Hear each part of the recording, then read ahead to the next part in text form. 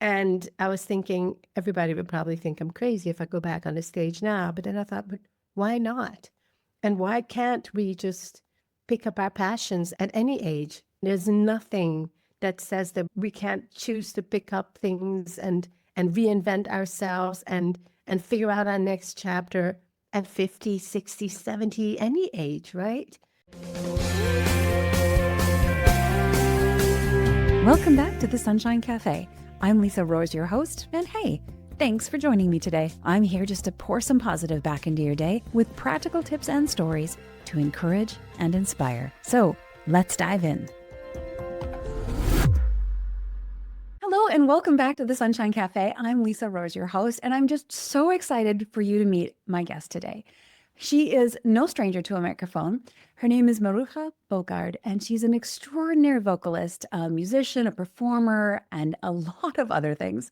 She's entertained audiences with Latin rhythms, jazz and gospel and pop all across Europe, over to the Americas, and she's even had the honor of performing for royalty. She's also collaborated with legends in the music industry and has such a beautiful way of pouring kindness, passion, and purpose into every note she sings. So Maruja, welcome to the show. Lisa, I'm so touched by your introduction. Thank you so much. It's such a pleasure and an honor to be here with you. I have been looking forward to this conversation for some weeks since we first met. And I know that you mentioned when we first started talking that you've been singing since you were a little girl. And I don't know, I think every musician that's professional out there has some kind of an aha moment where you know, hey, this is who I am. This is my, Yeah. this is my identity. Tell us a little bit about how that whole journey started for you. Well, you're right. First of all, I was so excited about this interview as well, because when we had an introductory call, we became fast friends, and it's just so lovely to be sharing the microphone with you. I was about 2 years old, and my mom had a children's choir together with this musical. He's definitely a musical legend from my island. I'm from the Dutch Caribbean, from Curacao, and every Christmas they had a Christmas show on a national TV station. So they were preparing for this national TV show. And so I went to rehearsals with her at 2 years old. And when we came home, the story goes that I sat under the Christmas tree, that's how tiny I was, and sang all the songs. So my mom called my Uncle Rudy. I called him my Uncle Rudy. And she said, come, but don't walk in. Just stand by the front door. And so he came and he stood by the front door and heard me sing. And he said, okay, that's it. She's in the show. And actually, it started from then. From at 2.5, I was on a TV show with the rest of the group, and literally the cameras that back then were just live. It was like, all in one and then going down to catch me. And then, so that was the beginning. And within a few years, I was the main soloist for the group. And the group called Perditas. It was such a wonderful way to be raised with music, and we traveled through many islands. But that led to me taking part in an international song festival at the age of 6, which it was between the Caribbean and Latin American countries. And I was the youngest participant, and I won. And from there, I recorded my first album, toured the Dutch Caribbean, performed for the Queen of the Netherlands at 9 for the first time, and many times afterwards, which I'm so grateful for. And it really, that's when my career started. So if there was an aha moment, it's funny, the same choir, Perditas, we had a Christmas show in the beginning it was live, but after that it was really like a show with sketches and skits and everything. And there was a skit. I was about 9 years old, and a few of the choir members had to say what they wanted to become when they grew up. And then, we would act it out. I mean, it would become a skit. And my thing was, I want to become a singer and travel the world. And then there was a skit when I was on a stage, and the Perditas were my audience. And it's funny because I guess even though my aha moment never really, it wasn't like a conscious aha moment, because that was all I knew growing up was performing. You could say that was kind of it was defining moments, that little skit, that at 9 years old, because that definitely became, my reality to performing around the world. Yeah, traveling and performing and singing these beautiful, beautiful songs. If for any of my listeners out there, if you haven't heard Maruja sing, you should go check out her YouTube videos. She's got some Oh, amazing, amazing things out there. It's just beautiful. Well, and what an honor to sing for the Queen of the Netherlands multiple times. Tell us about what that experience was like. that was absolute. It's probably one of the highlights of my career and my life. The number of times I performed for her, but a few of them really stand out. One of them was the first time when I was 9, and I do clearly remember this. In the car ride there, I said to my parents, because she was visiting Curacao, and she had just become queen. It was in 1980. I just dated myself. Um, it was in 1980. Her mom was queen before that, and she had just become queen. And so she was visiting the Dutch territories. But on her visit, she didn't have her crown, and then obviously as a kid, you think the queen has a crown. Obviously now we know that they never really wear it unless it's like something official. So I said to my parents, I'm going to ask her, because they told me I had to go to her to offer the choir's album and my album. And so I said, I'm going to ask her about her crown. And they laughed. They didn't think I was serious, but I did. So I sat on her lap and I said, Queen Beatrix, where is your crown? And it was so unexpected. So her husband said, oh, we left it in a suitcase. But then years later, they published a book about her visits when she just became queen. And there was a picture in that book of me on her lap asking, where is your crown? And then one of the other highlights was when Azuka, my album, as a tribute to Celia Cruz, the Spanish album that I released, when that came out, I did a performance that was a private, so it wasn't a public performance, it was private in a very small and intimate setting. I did a performance with her, and it was really lovely because I got to go backstage and meet with her. And she said, Maruja, it's lovely to see you again. And that kind of does something to you. So Right, she would yeah, remember you, right? I know. Yes. Yeah. So that was, it's an absolute great honor to be able to say, I performed for royalty. That's really special. And I don't think it's very typical that royalty allows little ones to come sit on their lap. So that seems like a No, I special don't think thing so too. either. Yeah, No, so it was, to her credit, I think she was very warm and loving. So I think I was kind of lucky to exactly. do Yes. that. Yeah. Well, Yeah. and I completely can relate with your comment about the crown thing because I think when as a little girl, I just assumed like it was a permanent fixture with the crown. Like you Right. sleep with it on, you wake up with I that, you know. brush your teeth with it on. It's just always there. Exactly. Because it's the thing that when you're a little girl and we all have had those fantasies about being a princess and all you think about is that crown. So Yeah. yes. Yeah. Because I think if I had had one as a little girl, I would have slept with it on. I would have brushed my Oh, teeth on. I would. absolutely. Oh, Absolutely. oh, wow.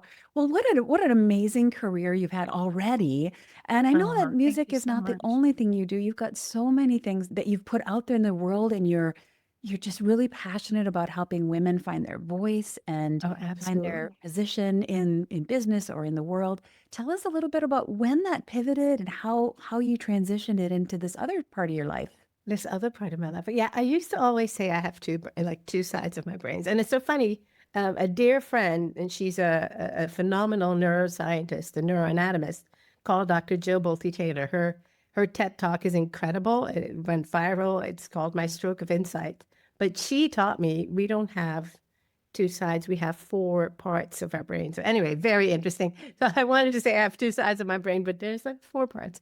But I always said, I use both. It's just that there's the singer part and then there's this strategist researcher part to me.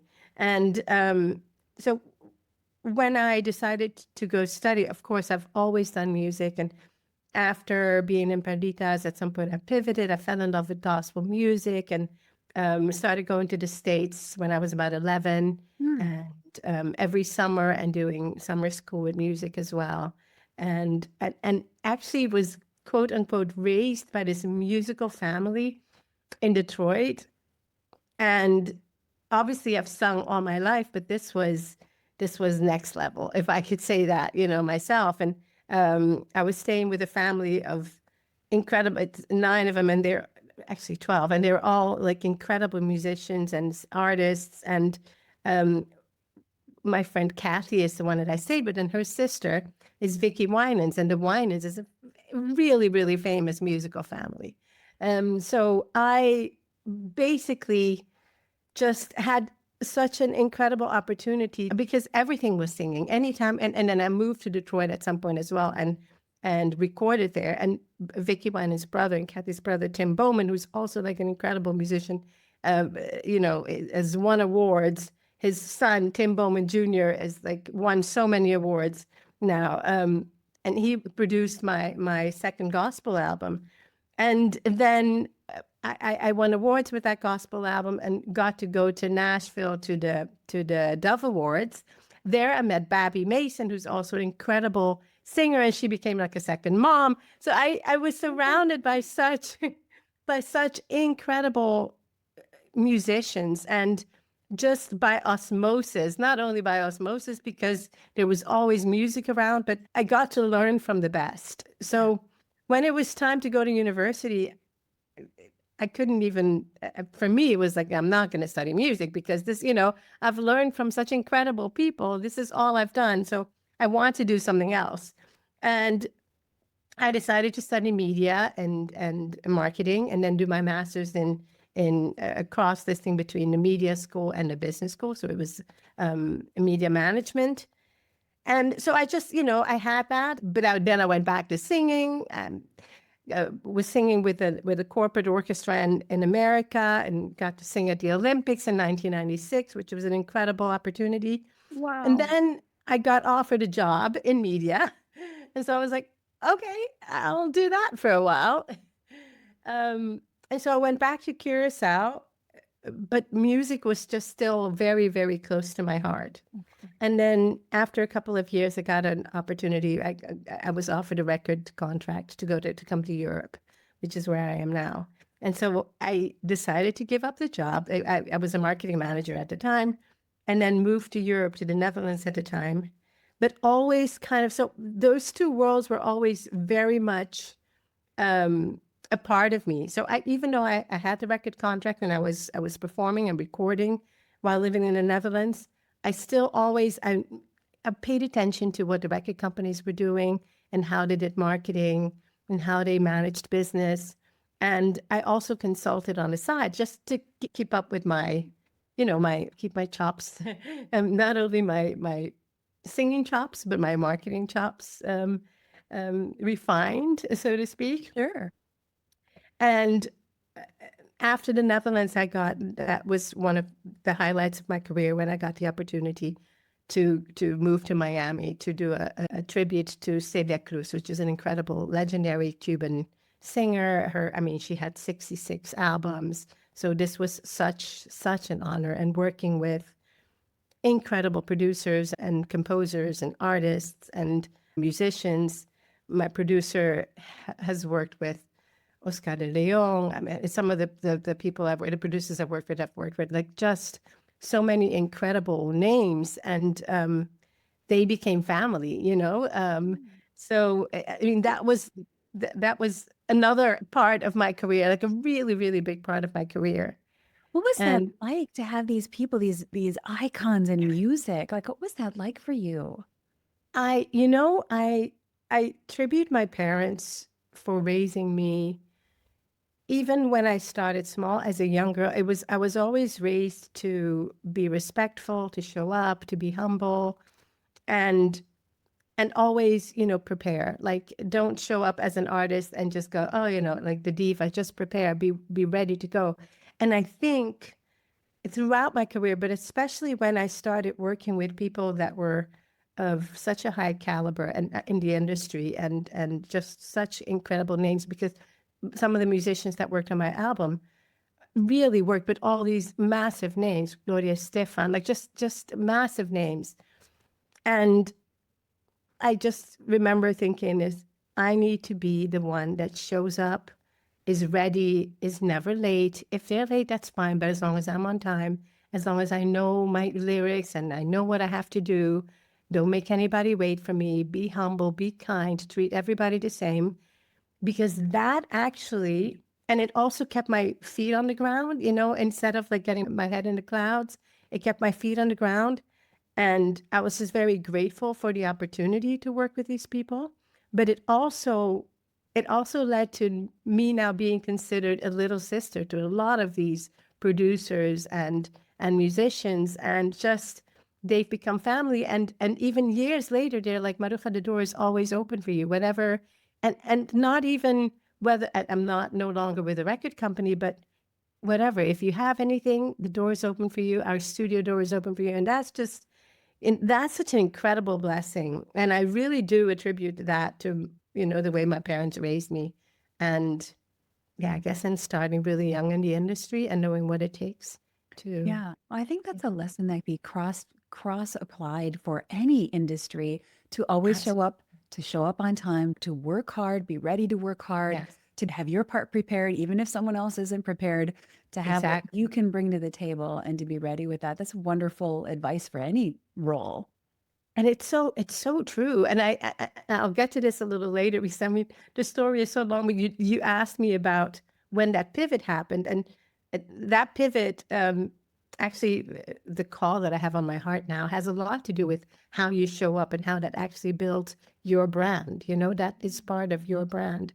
But so just to go back, so I recorded the album, and the album was released on Universal. So it actually, as far as my career was concerned, this was, the height of my career. The album was released worldwide before there was, Spotify and Apple Music. It wasn't like you could just put something on Spotify. This had to be distributed by big labels. And so I was really, really blessed to get that contract and to be able to have my music released globally, and my videos be on MTV and HTV, which is the Latin music video channel.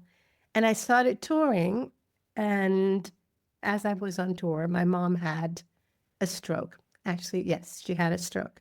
And I'm an only child, but even if you're not an only child, obviously, if your mom has a stroke, you stop everything. And so I stopped everything and I flew back to Curacao because my parents were living in Curacao. And after 6 weeks, she left the hospital, and so I got nurses and to be in the home with them and to take care of her. And I went back on the road, and I remember clearly I was about to go on stage. I was in Suriname in South America, the Dutch country, about to go on stage, and got a call that she had had a second stroke. And this was within a very short time, so almost back to back. It's like within 6 weeks or something like that.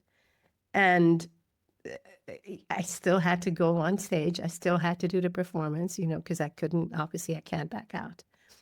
And the next day I flew home, and this one really affected, because after the first one, she was semi-paralyzed, so her right side was paralyzed, but she still had her languages, she could still talk, but this time she didn't recognize me, she couldn't speak, and it was devastating. Oh no.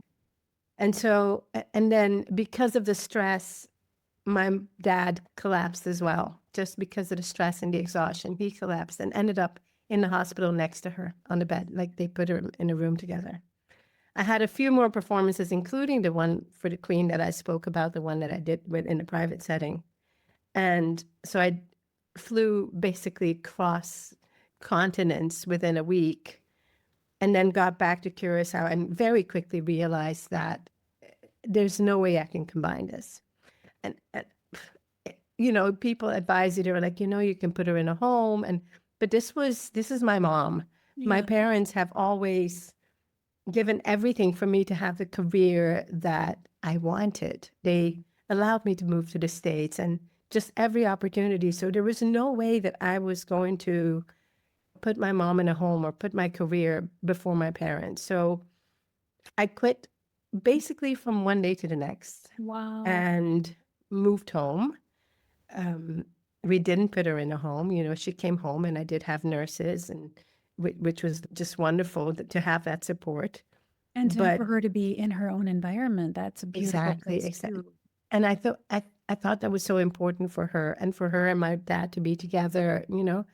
Um, but I had to get a job because, I mean, I wasn't singing anymore. The savings were running out, what I had saved. So I had to get a job. And so thankfully, thank God, I had something else that I studied that I could fall back on. And so from one day to the next, I started my marketing and research agency.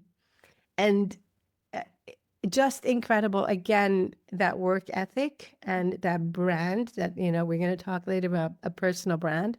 That personal brand that I had built, that reputation that I had built for myself, basically translated itself to doors opening, like boardroom doors opening to me now. And there were a few people that really were there to help, and they connected me with their network. And within months, I had an agency and was serving clients throughout the Dutch Caribbean, which is just such an incredible blessing. But exactly like you say, just showing up with that same work ethic, that same, determination and discipline and putting your money where your mouth is, like Mhm. really, really doing the work and doing it in an excellent way, just like I did when I would walk onto the stage.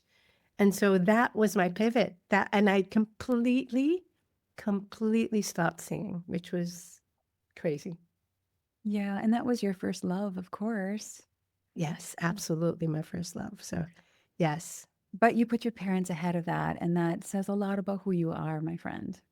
Thank You you very know? much. But it's almost well, it is a no-brainer, right? I mean, because yeah, it didn't feel like a sacrifice, even though there was a gaping wound where the music used to be. Yeah. Um, it was a no-brainer, and I'm so happy that I was able to, because I also have to say, thanks to my executive producer and the ones I had a contract with, that they allowed me out of my contract, because that could have been another thing, right? That's That they true. wouldn't have. Yeah. So, I mean, I have so much to be grateful for, that I was able to do what I felt in my heart that I had to do. From that, actually, I mean, my parents, I think about within 5 years, 4 or 5 years, they both passed away. So I'm so happy that I made that decision, because I was able to share the last years of their lives with them. Mhm. And I grew a company that I absolutely adore. I love what I do.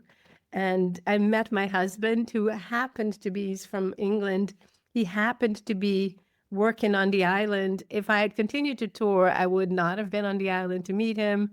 And, he also has, a love for music. And so, it just, yeah, it was just, in the end, it was just a blessing in disguise. Yeah. Well, the only thing that's I've seen light up your face as much as music is when you talk about your husband. So I love seeing you light up about him as much as you do Oh, about your music. That's beautiful. yeah. Yeah. I'm just so grateful for my family. Having lost the family that I had, in my parents, and then to be so blessed to have my own, that's just, and, music was incredible, but I clearly remember, I sometimes share this story. I remember I had to do a performance, and it was for, I think there were two performances that stand out. One was, it's called, Sábado Gigante. Is one of the biggest. It was one of the biggest shows for the Latin American community, recorded in the States, but it aired in countries all over the world, and 44 million viewers. So that was a big deal. And I remember being so excited to do that show. And then there was another show on Good Morning America, but the Spanish version, Despierta America. And I remember they picked me up in a limousine, and I went there, and I had some lovely dancers that up to this day, I adore them. They're my babies. I did a performance with the dancers, and then, they went their own way, and I went into the limousine again, but I was on my own, and it was so lonely. So there was, I remember thinking, I have everything that I've wished for. I have this incredible career, but how am I going to meet somebody and have a family? So it's just, how they say God works in mysterious ways. It's just incredible how circumstances led to me finding my husband and then having a family of my own. So I'm very grateful. Yeah. I think that perspective, Maruja, is so important when we consider other celebrities or other politicians or anybody really in the limelight is Yeah, you don't know what information they got right before they had to step onto the stage. It's like the fact that's that you right. went on with the show and had to put that mask on of here I am, ladies and gentlemen, to Ah, just, here yes. to entertain you while I'm dealing with this very personal reality of my parents being sick and my mom really in a compromised Yeah, situation. So we never know. And I think there's so this true. tendency to think that they've got it all figured out, to think that they've got all of the we just put them on these pedestals and I think it's a very lonely life, or it certainly can be. Oh, it absolutely can be. I know it. If there's one thing that it has definitely taught me is how important empathy is, and I think it's made my my capacity for empathy like exponentially bigger. Sure. Um, Not only to people that I meet on a daily basis, but absolutely for celebrities. I mean, I remember, so Whitney Houston was my favorite singer, like of all time. She was absolutely my favorite singer, Yeah. and we all know what happened in her life, right? I mean, that was very public what she lived through. But I remember thinking, even when she was going through all that, I remember when she got the massive, um, I think it was at that time the biggest record deal. I think so many 20 million or 80 million per album. I don't know. It was an extraordinary amount.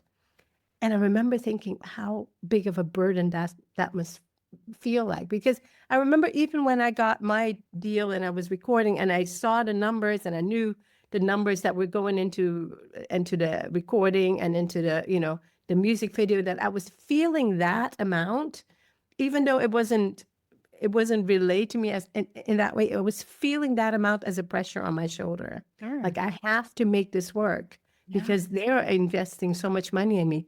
I can't even begin to imagine if you have per album like 80 million invested, and that is something that you have to then, that is such pressure.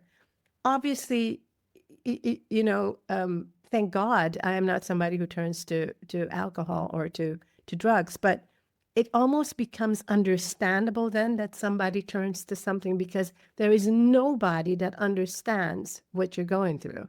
Like Right. nobody, Yeah. right? Yeah. And it's such a lonely road, besides the fact that you don't know who to trust because you don't know who your real friends are, if even your family turns, it's just such a lonely road. So I always, just with her journey, I just felt such empathy and never thought, oh, what a waste. I was like, how hard it must be to Yeah. be her, you Exactly. know? And then when you see the movie of her life, it's just, yeah, you realize then true, it's just really hard. It is hard. And I really appreciate the way you say that about the pressure. I think everybody has a tendency to kind of look at that, oh, $40 million. Yeah. But Yeah. they don't think about how that translates into pressure that I have to deliver $40 million Exactly. worth of value. Exactly. I used to say every burp that comes out of her mouth has to be a hit. It's like, but that's like, can you imagine? It's yeah, no. If anything, this has taught me, like, this has really, really taught me that empathy is so important because you just never know what people go through. You don't know, that smile that is on somebody's face, what's behind it. So, yeah, I try to live my life in that way and really treat people with kindness always, Mhm. just because you just don't, even when they treat you bad, I really do try to live my life in a way of, just to be really kind as far as how I think about people. If they have an attitude, just what's behind that. I can react in the same way, but how do I help? Yeah. How do I help the situation, Yeah. Um, so yeah, I do think there's a lot of lessons that came from that. Yeah, absolutely. You lived a lot of that travel and the pressure. And I was just thinking as you were talking about traveling from continent to continent, nobody really does the math and considers the jet lag and all of the different things and all the food you have to kind Exactly. of grab along the way and just Exactly. all the things that go into that. It sounds very, It sounds like elegant and well, yeah, yes, it sounds like a extravagant. wonderful lifestyle, Yeah. but you But it don't get to see the, how they always say, oh, you've been. artists say, I've been to all these countries, but I haven't really seen them, because you don't. You're like, I remember having to go to Panama, getting in a car from the airport, going to the hotel, getting ready, get on stage, a day later you fly to Europe. And so it's just go, go, go, go, go. And as a singer yourself, as an incredible singer yourself, how jet lag and traveling, it affects your voice. So then you're stressed about, is my voice going to be okay? As long as my voice shows up, so it's, yeah, it's a crazy lifestyle. And I think, especially if you want kids, and I definitely did want, I wanted a family of my own, it's just not something that you want to, it's really hard to combine. And I have a lot of respect for artists that do that combine that with, with being a mom. And so actually, so after that pivot and starting my business career, like on the other side, my marketing and strategy career, and once I had my kids, I didn't sing as much, obviously, because you're a mom and you then, you give yourself to, to being a mom. And then I had my business. So music kind of like fell into the background. But with that, there was also this pain that was associated with music, because it was somehow tied to my parents, because they had always been there throughout my career. And very quickly, somehow being busy with everything else it almost became an excuse for me not to sing. And it was my husband had actually pointed it out. At some point we moved after my parents passed away. A few years later, we moved to Ireland, which is where my second son was born. And I realized that, well, actually, I didn't even realize, but my husband at some point mentioned, he said, you don't even sing in the house like you don't even sing for yourself anymore. And I hadn't realized that. I never really thought about it. And it became an issue, is a big word, but my husband and I met making music. And so music was our love language. And so it became really, he's like, I don't understand. I don't understand why you don't sing. And so it was really something that I had to think about for myself. And then I realized it was almost like this knot in my throat that had to do with something that I realized when I really took the time to dig deep, is that knot was pain. And that pain had to do with losing my parents. So music somehow was related to pain. And it took me a long time. It took me a long time before I really, really dealt with it. And of course, it's easy to put it away because you're a mom, I have little kids and I have my business and I love what I do. And it wasn't until COVID hit that, you know, COVID has, for a lot of people, it has a different meaning or some feelings that come up, right? And for me, I remember there's something that stayed with me after I lost my parents, this kind of fear of loss, like a just fear of losing the ones you love. And so I've always been, I try not to be overprotective, but I've, there's just like in my heart for my kids, it's like, I just hope they're okay. I want them to be okay, as long as they're okay. Just in your heart, I didn't always let that manifest into the way I was, interacting with them. Obviously, that wouldn't be good.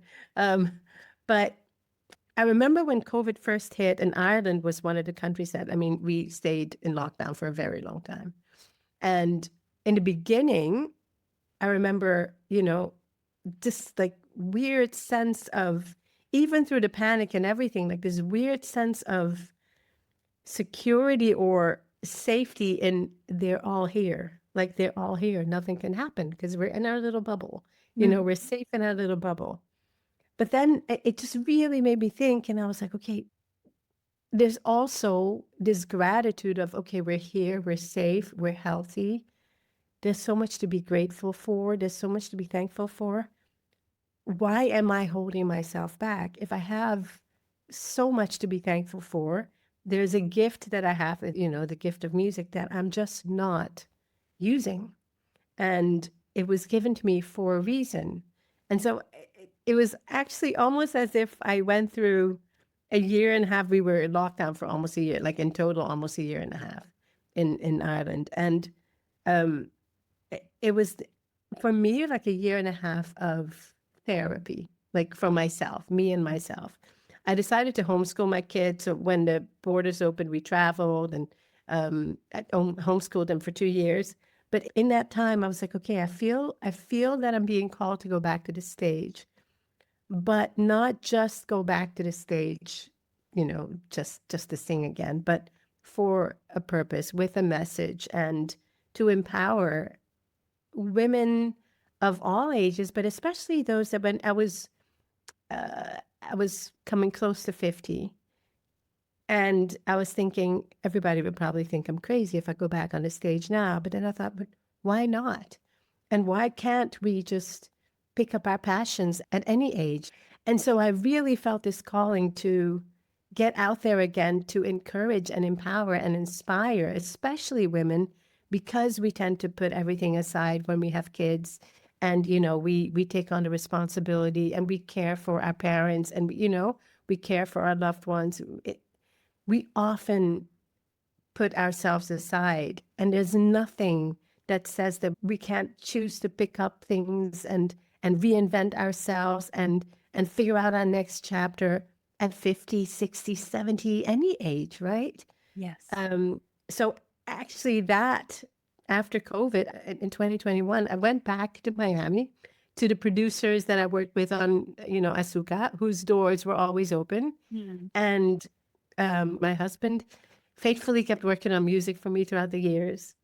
And so I did a cover of a Christmas song, A Little Drummer Boy, and released it out into the world. And scared, very scared and doubting myself, but it was accepted so beautifully. And now, I knew marketing because that's what I do. So I knew how to put it out there. There was Spotify and Apple Music that I could, I got in touch with the old record company and got access to my account so I could publish my music. And in 2022, then I released a song that was so special to me called When You Smile, that was written by my producer and Stephanie Bentley, who wrote Breathe from Faith Hill. An incredible song that was actually like almost like it told everything about my life and what I had gone through. So just doors opened, and at 51, I was standing on one of the biggest stages of my career on the North Sea Jazz, performing with the Metropole Orchestra. So it was just like, it seemed like when I opened myself up for the opportunities and the possibilities, specifically the possibilities that anything could happen, that things started happening. And so I'm now so, so, so passionate to use my platforms and everything I do, both my career and my music, everything, to empower and inspire women to do the same. Just go for it. Just do what your heart always wanted to do. Yeah. And it's okay to reinvent yourself 20 times if you want to. Absolutely. Over and over again. Absolutely. Yes, over and over again. And so I'm so passionate about that. And because I have seen it around me, I've seen how we can put ourselves aside, and I've seen how we can second guess ourselves, and how imposter syndrome is a thing that we, I remember, I think once I was talking to my husband and I mentioned imposter syndrome. He's like, what is that? I'm like, I think men don't often deal with imposter syndrome. I'm not saying they don't, but I don't think they deal with imposter syndrome as much as women do, because we often second guess ourselves. And so moving forward, and everything I do now is just to really share what I can, and not only my own stories, but anybody that I know, their stories, as to the fact that you can follow your passions and your dreams and your purpose at any age and stage. Absolutely. Right. I wonder why it is that women have a tendency to have that second guessing that's always constantly in our back of our mind. Yeah, I think maybe it has something to do with the way we're raised. And I don't think I don't think in a bad way, but we are raised to please, right? And to be kind. And I spoke about kindness earlier. It's very important, but it doesn't mean that you put yourself on the side, right? There's a word in Dutch that keeps coming in my head, wegcijferen. It literally means to number yourself away. That it doesn't translate very well, but it really, it just means that you Yeah, you put yourself completely on the side while others have the priority. And I think maybe because of that, we tend to question ourselves, and we tend to, you know, because we don't prioritize ourselves, then it's easier to question yourself like, I'm thinking I might do this, but why should I? Is that really important? Can Right. I really do that? Yeah, Yeah. And are there other people I need to take care of first? It's always that exactly. distraction of, well, Exactly. let me take care of everyone else first. And if there's anything left, I'll give some to If there's myself. anything. Yes, absolutely. And I don't think I'm sure that that's not, that's not what we're here for. We're not here. Yes, of course, you can tend to your family and everybody else, but there's the saying that if your cup is not filled, then how can you pour into others? And Mhm. we tend to do that. We tend to keep pouring and pouring and pouring into others, into everybody else's cup, Yeah. but we forget that ours is just completely empty. So I think it's so important for us to realize that pouring into our own cups is not selfish. It's something I'm still learning. I'm not great at it, but I think it's so important to do that. Yeah. And and part of that is, what is it that we really want to do? Like, what is it that we really want to do? What are the passions that are maybe inside of us to that need to come out, or they want to come out, and give an ear to those. Mhm. I know you have a couple of fun platforms that you're using to make a difference there. Before I dive into that, you are doing music now, right? You are singing again. I am, yes, slowly but surely. So I released music, and you know um performed at the North Sea Jazz in the Netherlands. We moved a couple of years ago, a year and a half ago, we moved to Spain. So I kind of put things, I was doing a lot of things at the same time, and moving, making sure my kids were settled into school. We were renovating the house. And also talking about the platforms, like establishing this new pivot in my business and in my, like, how did I want to put this purpose, this passion, this dream of mine into fruition? Like, how did I want it to come to manifest itself? And so I am singing. I am actually, believe it or not, practicing again, which is, something that when I was performing a lot, you don't do because you're performing all the time. And now I was like, Sure. okay, I want to like oil everything up. My husband's written music basically for a whole album. So there's that, and there's an idea of another album. Yes, I am definitely getting out there again and Good. recording music. Good. I'm so glad to hear that because that absolutely pours into your own cup, but it also is such a blessing to the rest of us who get to hear you. Oh, but you're right. It does pour into my own cup. And you know what's so funny? Um, I remember when my husband and I met, I was telling him that music was work, because I had, that was it. You perform, you go, you tour, and after all this period and finding my voice again, I'm finding the ways to really enjoy putting on music and singing along, as I did when I was a teenager, and when I used to sing and teach myself runs with Whitney or Vicky Winans or Cece Winans or, Babby. What I used to do when I was young, I'm now finding that joy in doing that again. And you're absolutely right. There's just, it pours into your cup. It really does. And somebody told me music is medicine too, It and is. that's very true. That's Yeah. very true. It Yeah. like emotionally and actually scientifically, the And vibrations from yes, music are healing. So yes, absolutely. So, yeah, there are many reasons for me to make music and to get back out there. And I have this vision, and it's one of the platforms that I want to use. So, absolutely. well, tell us about those couple of platforms because I know you're launching a course and I know you have a podcast too that you do. Tell us I about those things. do. I do. So last year, I launched a beta of a podcast called The Promise of Possibility. And I mean, we talked about possibility, and you know why that title is so important to me. And I interviewed a few people. It basically, the reason why I started that podcast is to share people's stories that definitely show that anything is possible. And, that if you believe it, just like I say, ordinary people doing extraordinary things. And if you see those examples, that means that you can do it too. And I love doing that. And I'm starting again. I just have a few podcast episodes that have just come out, and it's just been really great to, to be doing that again. But so there's in my head, there's an ecosystem of platforms that I want to use for the message that I want to bring across. One of the things, yes, I launched a course last year. It's a personal branding course. And the reason why personal branding is because I was thinking, how can I marry in this vision that I have of using who I am and my experience and expertise and my passions to empower and inspire women? What can I do? How can I marry the music career with, the business, the marketing side and the strategy side? And I realized that the one point where they came together, obviously, is me, but it's also how I realized that the reputation that I built in music opened doors for me to build my career and to build my strategy and marketing career.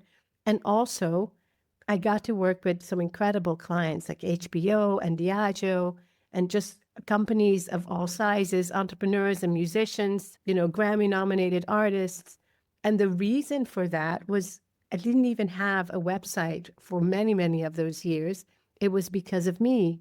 So I realized that everything that I've done and what I've accomplished, and I'm so grateful to say that I've accomplished up to now, is because of how I showed up, is because of the brand that I built for myself. And so I was like, well, of course, that's what I have to teach. I have to teach people how to build their personal brand because I know that doors can open if you build a personal brand. And this was before. See, now in 2025, everywhere you turn, everybody's talking about personal branding. And they're really saying, Gary Vaynerchuk says, it's the most important thing you can do for yourself in 2025 as a business owner or as, creative or whoever you are. Even as an employee, the way you stand out is to have a personal brand. If you want a promotion, if you go out there and you have a voice and you talk about your passion for work, you're going to stand out. It's a natural thing, right? Or it's a college student graduating. If you talk about the thing that at some point, you might get a job because of that personal brand that you've created for yourself. For CEOs, if you have, look at Richard Branson and Elon Musk, and there's so many examples. They are the face of their companies. If you look at Richard Branson on Instagram, I think he's got almost 5 million followers, whereas his company, Virgin, has, I think it's like 250,000. So, he, as the face of his company, has many more followers. It's the power of a personal brand. When you think about Virgin, you think about Richard Branson. And also for these big companies, the CEOs, people might be attracted to your company to apply or to come work for you because they know the values that you as the CEO have, right? So there's so much importance in building your personal brand. So I got really excited about that. And I saw also, because of the women that I've worked with, like incredible doctors and consultants and coaches who were so good at what they did, but not everybody knew. A lot of people didn't know that they existed. And, if you are putting something out there in the world, somebody needs to learn from you, to hear from you, to work with you. And the way to do that is to build your personal brand and to create visibility for yourself. When I had my career in music, I had to have a record company that would open the doors for me to go on, Good Morning America for the Spanish speakers, etc. All these channels, MTV, etc. That is not necessary anymore. Social media is our media, right? I mean, we have our own media companies at our fingertips, and so I just want to give the tools and the strategies that I know work because of my years in marketing and and strategy, but also knowing that Rory Vaden says it best. Personal branding is the digitization of your reputation. So if you start with that, isn't that powerful? The Yeah. digitization of your reputation. And so if you start with that, if you start with your why and your what, and just those core questions, it just it opens up your mind to understanding that how much you can do and how many possibilities there are. So I am so passionate to offer that to not only entrepreneurs and aspiring entrepreneurs, but creatives and singers and coaches and consultants or lawyers and doctors, just anybody who wants um, to bring a message, to help, to make an impact. And so that's why the course, I'm sorry, I got carried away. I get really excited when I talk about this. So But now I know that's the why, three things that make you light up: music, your husband, and this business passion of yours. yes. Oh, and I haven't talked about my kids because my kids, of course, Yeah, make me they light of up more than course. all Yeah. of them together. They are my joy and my light. Anyway, Yes. but yes, I really, really love what I do because I really believe that it helps people, you know, find their path to their passion. And I've seen, and I was scared to launch my first course. Absolutely. I was just like, I did it scrappy and I did it scared. But I did it anyway. That first beta launch last year, April, and I launched again in November. And just now I see some of the people in my course, I've seen, people go from barely talking to, barely like being able to verbalize their passion and their ideas to now speaking to investors about platforms that they want to create. Or somebody, I had a student that joined my November cohort, and he had everything. He had a vision for something, and he had everything lined up, but he just couldn't put the pieces together. And within 3, 4 weeks, like everything was crystal clear for him. So I I love seeing the transformations. And so that's another platform that I use. I have a community that I'm starting. That's your next chapter. And those that are really ready to move to the personal brand lab. And, that's where I really pour all of myself in there. And then after that, people can work with me as a coach, of course, as a strategic coach as well. And then I want to go back to the stage, but kind of with a talk. I call it a keynote concert. It's like a talk about my journey and interlaced with music. So there's all of that. There's this, there's a lot that I want to do now, and I'm going for it, just like I think we all should. Absolutely. Oh, you're just ramping up. I mean, you're just gaining speed. I love it. I really am. I really am. It's just like, okay, let's go. Yeah. Let's go. Well, tell my listeners really quick, because I think you have a launch coming up really soon. It's in I May, do. right? I do. So yes, the personal brand lab, the next launch, the next course starts in June, beginning of June. But you can enroll in a couple of weeks. But there's a wait list, and we'll give you the link so people can find the links below.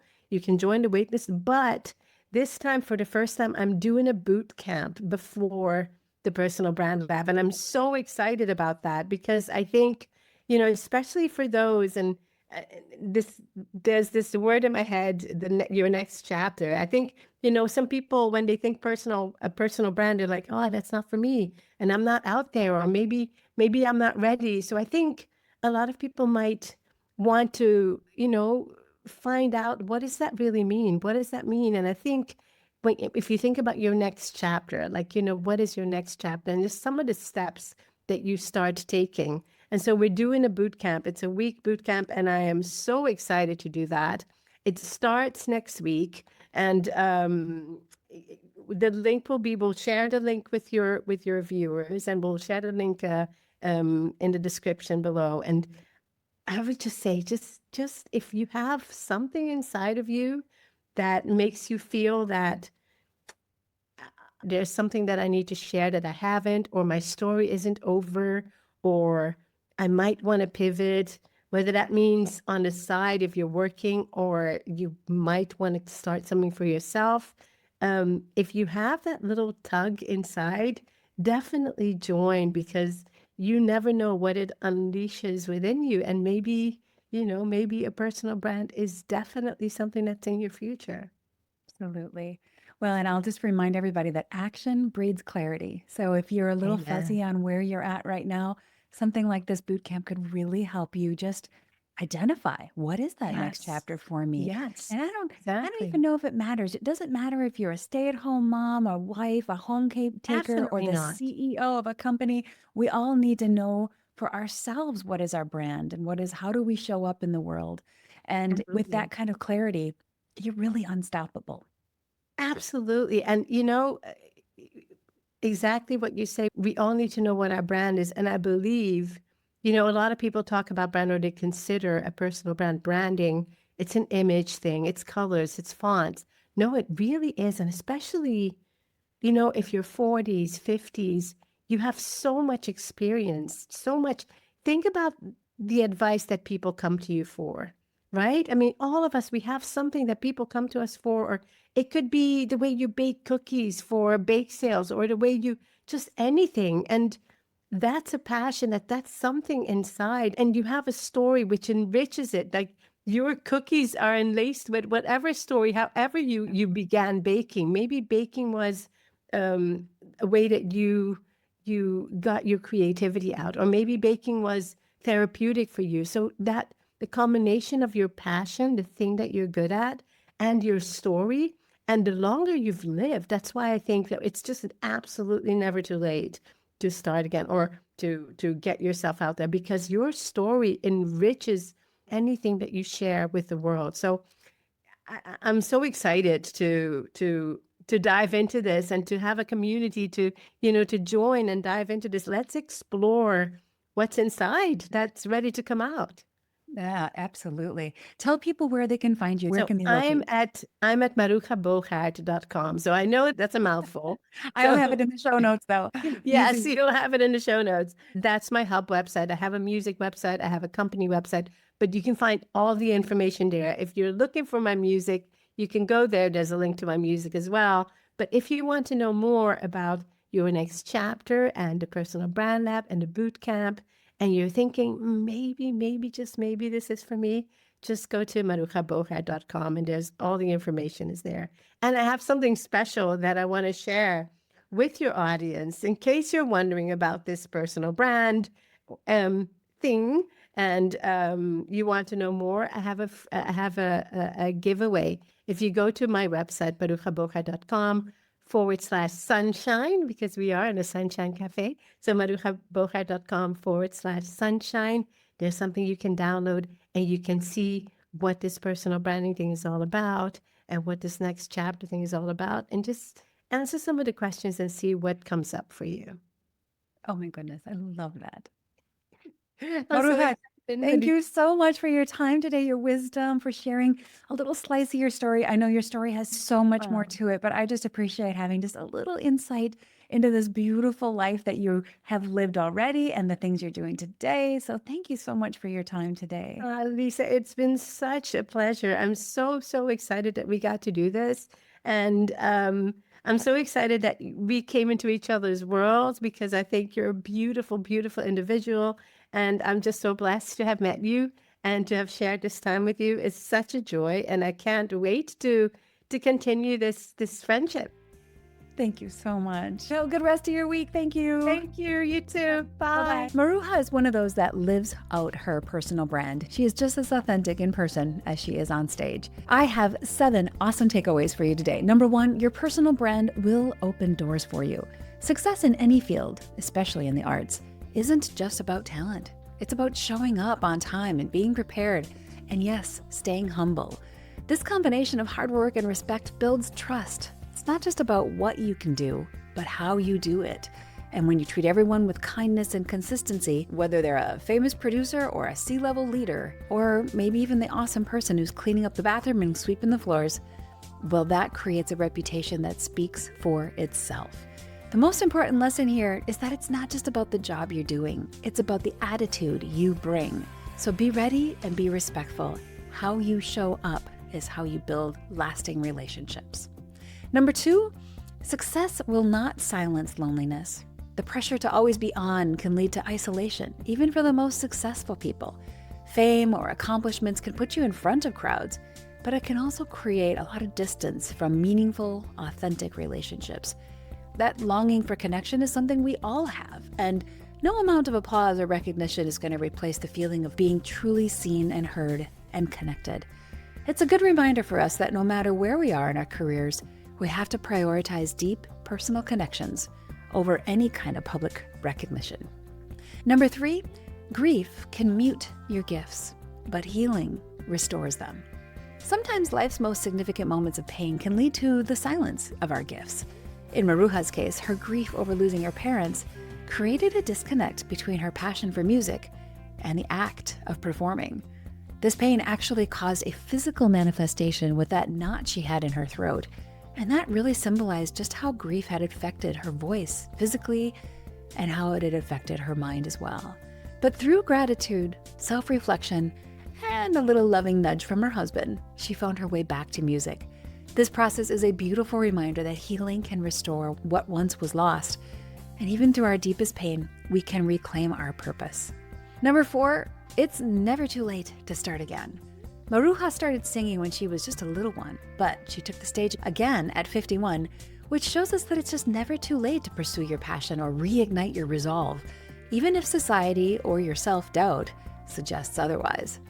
When Maruja reconnected with music, she was in a new chapter of her life, yet she found herself standing on one of the biggest stages of her career. The idea that you're too old for anything is a myth. Reinvention is about finding that path again that brings you closer to the joy and what you feel you were called to do, even if you're the only one it brings joy to.